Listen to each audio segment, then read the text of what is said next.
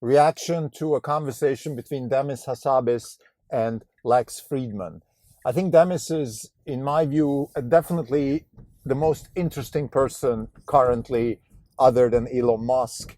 And in technology, I would think he's also the most important person next to Elon Musk. I'm not sure about business. Unfortunately, he sold his company to Google, so the business prospects there are questionable. But nevertheless, I think from a just interesting perspective, what he has to say, the way he thinks, the way he works, and his results are comparable to an Elon Musk level. So I want to talk about this and particularly talk about two aspects of what interests me about Demis Hassabis. The first thing is his approach to AI, which is self-supervised reinforcement learning. I'm going to elaborate on that. And second is his approach to biology, where he sees a combination between AI and biology as a very interesting future application of technology, application of business, application of capital, and so on. And I think this is very congruent with how we think at Orange Capital Partners. We basically are trying to apply digits to atoms. And Demis says one important thing in this podcast, which I think summarizes the importance of why we're so excited about him. He says that mathematics is a very good representation of classical physics. In other words, if you want to describe Newton's laws, you can use mathematics. But if you want to describe biology, you need something else. And he thinks that AI could be the approach, self-supervised reinforcement learning. In other words, you create an algorithm that learns by itself how to navigate the complex system of biology. This is the fundamental thesis. This is the key to, I think, everything that we do, everything that Demis does, and that's why it's so interesting. This is not even wrong podcast. It's July 3rd, 2022. This is Krim Telco. For the year, we are down 46.4%. The market's down 18.7%. We're underperforming by 27.7%.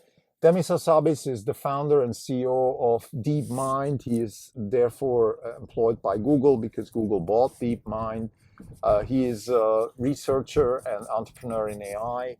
And he had a conversation with Lex Fridman. And like I said, I want to discuss my reaction to this conversation, my impressions, my inspirations.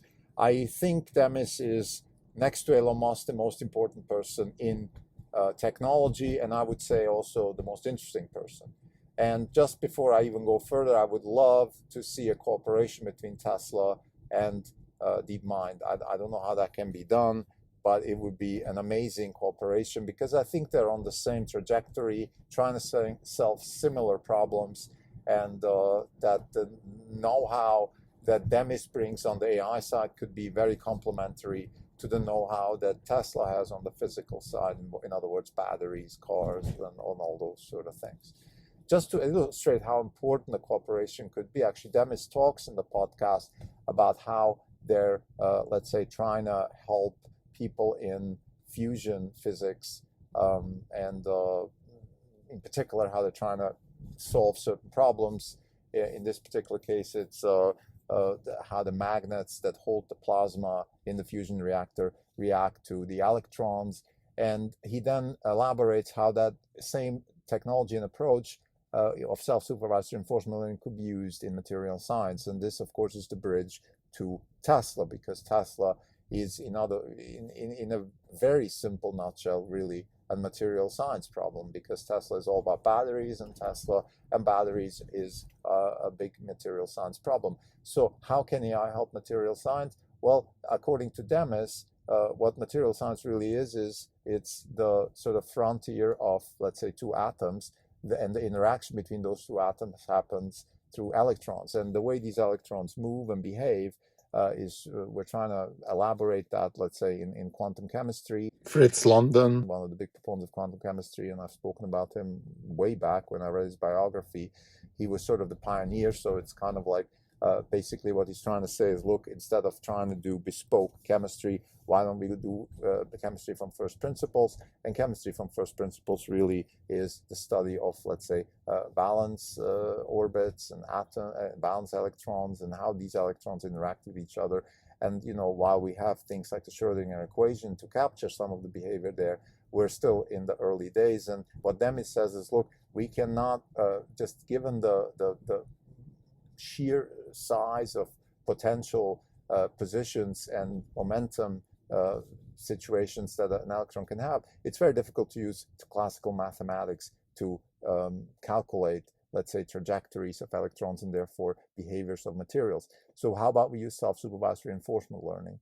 And this is the key. Now, if I may regress a little bit here, why am I so excited about Demis Hassabis? Well, Demis and DeepMind have created AlphaGo Zero, which is a system that knows how to play Go, learned how to play Go without even knowing the rules of Go, and without never having been told how it works or how to win or none of that stuff. All they did is create an algorithm that rewards good things and punishes bad things. In other words, self-supervised reinforcement learning. And this is the key.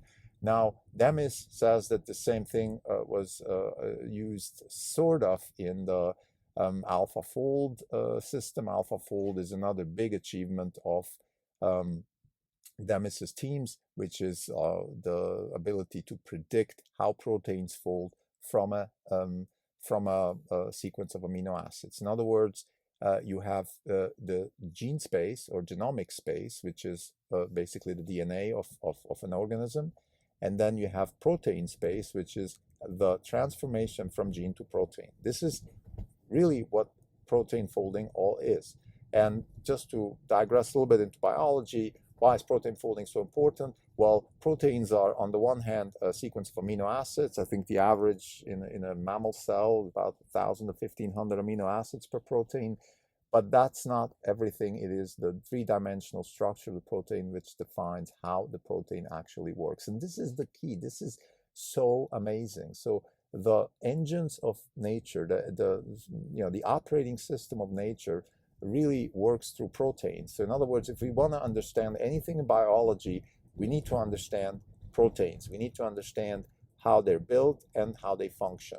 And how they're built is basically the same like asking, how are they folding? And that's what AlphaFold really has been able to do.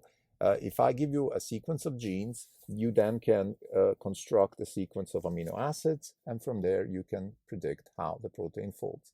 The potential for research here is enormous because first you can now model pretty much any protein you want. And just to give you a sense, according to Demis, we had, before AlphaFold, we had, I think, in the last 40 years, since proteins were researched more deeply, we have been able to actually demonstrate the three-dimensional structure of about 150,000 proteins. In other words, it's very costly and very difficult. Demis says in this podcast, in his podcast with Lex, that it basically it's 1 PhD per protein. That's how expensive, costly, time-consuming it has been to model proteins from a given gene structure. And now we can do it in milliseconds because we have AlphaFold. So this is an enormous advancement. This is a beautiful example of how intelligence can advance humanity. This is the path towards, Demis calls it extreme abundance and all that stuff. I don't want to go there right now. I just want to stay on the ground and say, look, they've solved the big problem and they've used AI to do that. And what they really did is they used self-supervised reinforcement learning. And I've been a big fan of this already because of Lex, who had another gentleman on his podcast from DeepMind. And it's the person, the name eludes me right now, who has been actually responsible for AlphaGo Zero. So I've spoken about this in the past, and Demis's conversation with Lex just reiterates what I've spoken about already, and that is that I hope that Tesla could potentially use the same self-supervised reinforcement learning to solve self-driving. And, for example, also material science. Material science can be used in particular for batteries, also for photovoltaic cells, and then, further down the road also, let's say, to produce better materials for the cars, lighter, more sturdier, cheaper, all of that kind of stuff. Because if you think about a company like Tesla or any kind of engineering company, an engineering company is really a massive optimization problem. I have given a set of elements in nature, and I need to combine them to achieve a certain goal, and I have constraints such as, where are the elements, how expensive are they, and how can I combine them? So there's material science in there, there's economics, there is electromagnetics, and all sciences that we know are in there, but the problem is the optimization of all these things, and that is the key. So my point here is that I think the path towards further abundance, further wealth creation, further success in business and technology for Tesla has to be somewhere down the road that Demis Hassabis is also choosing. That's my point, and therefore I'd be very happy and excited if Demis could work with Elon Musk.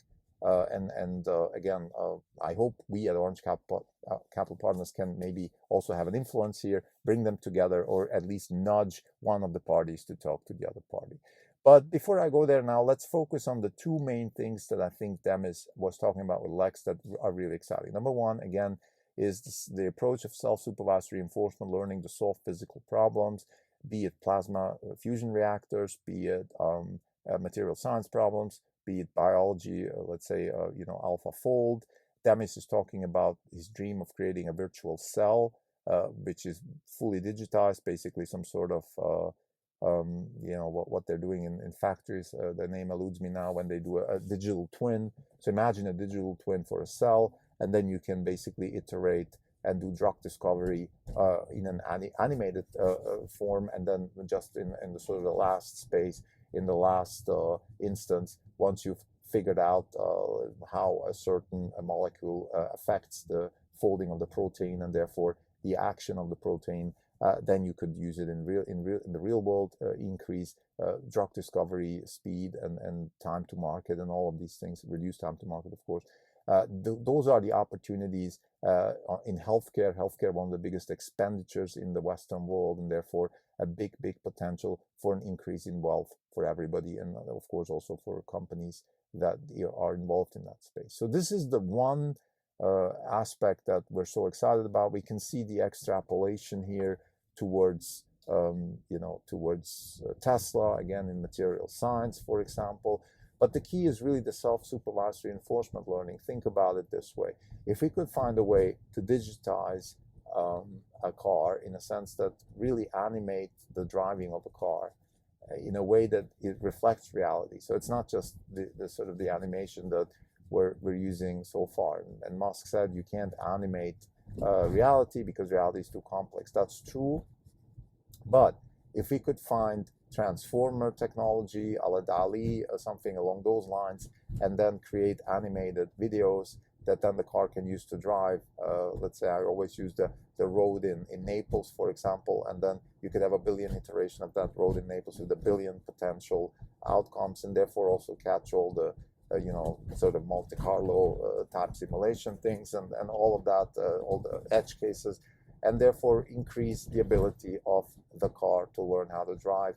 And most importantly also, if there's no human explicit knowledge in the way the car drives, then the car would hopefully also find much better solutions to problems that we don't even know as humans, and therefore also become a lot safer. So this is a dream that we have here in Orange Capital Partners, but also a necessity, because we know that full self-drive or some sort of robotic driving is necessary for us to continue on the wealth creation path that we have with our position in Tesla. So this is not just a dream, it is a necessity. And we hope that Tesla jumps on that bandwagon sooner or later, because if they don't do, somebody else might do. So this would be the first big takeaway from this conversation. Again, highly encourage the Tesla team, including Elon Musk, to talk to Demis Hassabis, find ways to cooperate, or at least take their ideas and implement them in Tesla. The second big idea is the application of AI to biology. I've already alluded to that a little bit through the protein folding project. The idea here is simply digitization of healthcare, digitization of life sciences. So life sciences, the idea that we have biology, a very complex system with genes and proteins and then cells and then tissues and organisms. If we could find a way to virtualize this system and then use AI and other animation technologies to learn through the virtualized systems how to, let's say, affect them, how to cure them, how to change them, all kinds of things. Of course, Demis talks also about the ethical aspects of this. So I just mentioned changing them. So changing biological systems, of course, has an ethics aspect. Nevertheless, it's a big technology, big idea. And again, very interested. We're very interested on our side. CRISPR is one of the technologies that you apply for this, in the sense that you have CRISPR as a technology to actually change the genome. So once you understand genome space and once you understand protein space, then you need technology to change these things, and one of the things would be CRISPR. So we believe that CRISPR can play a big role in this whole particular system. So to summarize, Demis Hassabis, a very interesting person, also a very important person in technology, because with DeepMind, he's doing exactly what we at Orange Capital Partners are interested in, which is using AI or digits to influence and improve atoms. This is really the key, and he's focusing on healthcare, which is one of our positions, not the biggest one, and he's also talking about energy and transportation, in particular finding solutions for, let's say, material science, which would be a big plus in terms of, let's say, improving batteries, improving cars, improving manufacturing in general. Thank you.